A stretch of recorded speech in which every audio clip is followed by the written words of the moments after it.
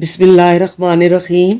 ایک بادشاہ نے ایک درویش سے کہا، مانگو کیا مانگتے ہو؟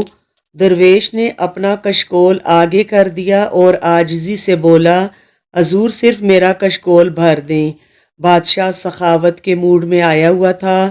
اس نے فوراً اپنے گلے کے ہار اتارے، انگوٹھیاں اتاریں، جیب سے سونے چاندی کی اشرفیاں نکالیں اور درویش کے کشکول میں ڈال دیں۔ لیکن کشکول بڑا تھا اور مال و متاع کم، لہٰذا اس نے فوراً خزانے کے انچارج کو بلایا۔ انچارج ہیرے جواہرات کی تھیلی لے کر حاضر ہوا۔ بادشاہ نے پوری تھیلی الٹ دی، لیکن جوں جوں جواہرات کشکول میں گرتے گئے، کشکول بڑا ہوتا گیا، یہاں تک کہ تمام جواہرات غائب ہو گئے۔ بادشاہ کو بے عزتی کا احساس ہوا۔ اس نے خزانے کے منہ کھول دیے، لیکن کشکول بھرنے کا نام نہیں لے رہا تھا۔ خزانے کے بعد وزراء کی باری آئی، اس کے بعد درباریوں اور تجوریوں کی باری آئی، لیکن کشکول خالی کا خالی رہا۔ ایک ایک کر کے سارا شہر خالی ہو گیا، لیکن کشکول خالی رہا۔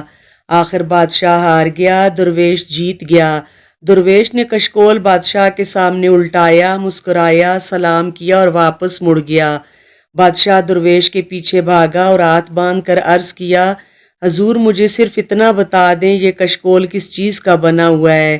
درویش مسکرایا اور کہا، یہ خواہشات سے بنا ہوا کشکول ہے، جسے صرف قبر کی مٹی ہی بھر سکتی ہے۔